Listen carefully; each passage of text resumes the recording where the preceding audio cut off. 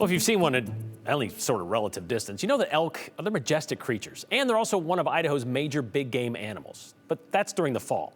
However, in the winter, elk can also be, well, kind of accident-prone travelers. That's why an elk feeding site has been around since the 1950s, back or over in Ketchum, in hopes to prevent accidents from happening in town, as they have many times. Hunter Funk, she went to Ketchum to see it and explains why this historic feeding site might not last forever, despite the benefits of keeping elk and people safe.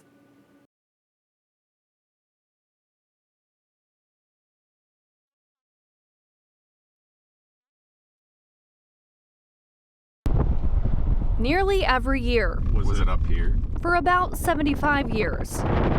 Idaho Fish and Game goes off the beaten path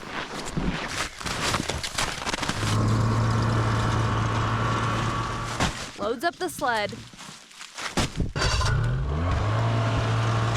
and pours the feed into buckets every other day. We feed about 100 elk here every year. This is the only annually sanctioned feed site in the state. It's called the Bullwhacker Feed Site.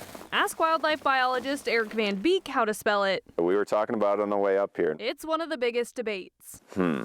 Well, Bullwhacker. So you don't add the H? No.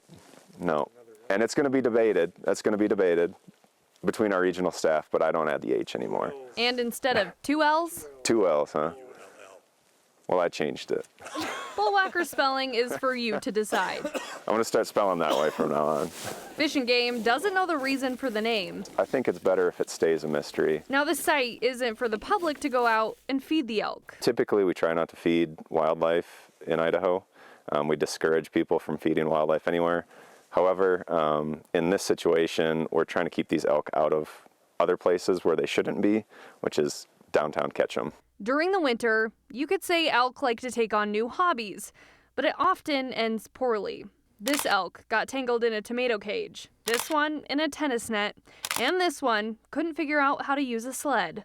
This is what happens when they make their way into town. And while many think the feed site supplements food on winter range, Van Beek says it's to lure elk away from the potential conflicts. We're definitely short-stopping the migration for these 100 elk, but in the end, it's actually doing them a favor. Despite the long history and good that it brings, bringing a herd together in close contact can pose concern for disease. Specifically, CWD is hard to detect, chronic wasting disease, and we've detected it a couple different areas in the state.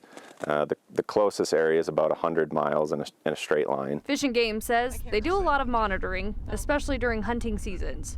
So far, the disease hasn't been detected in this region, but if it ever does get detected in this region or nearby areas, it will change the conversation of feeding here, because feeding any wildlife does definitely increase the spread of diseases, and CWD is a perfect example of that. It poses the question, will the annual feeding end? And if it does, how do you keep the elk from coming into town? A situation they're working to find a solution for, but one Van Beek hopes doesn't happen.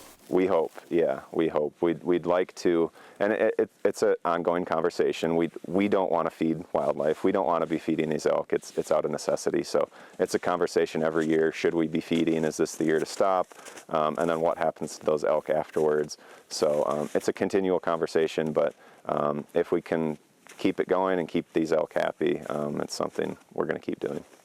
And the site usually starts feeding the first week of January after the snow starts accumulating and the temperatures drop. Now, it's in a hidden spot outside of Ketchum, and people are asked to stay away from the site in order to not disturb the elk that are feeding typically, and it goes till about April. Till about April when the snow starts to melt. So we got a little idea of what they're feeding, but what exactly are they feeding them? So it's pretty much alfalfa. Okay. It's a mix, but it's got a really heavy protein content. Okay. They mentioned this is kind of one of the key reasons they want, Fish and Game to be feeding them, because if they're giving them oats or something like corn over in Ketchum, it can cause them to have really bad digestive issues. And I mean, just on top of that, it can kill them. So they have to use these massive pellets to be able to feed them. Okay. Yeah. That doesn't mean just go start dropping alfalfa out there anytime you see a herd of elk. Right. Let these professionals take care of it. Yeah, it's like a high grade. Yeah. So all right. gotta be careful. Thank you very much, Hunter.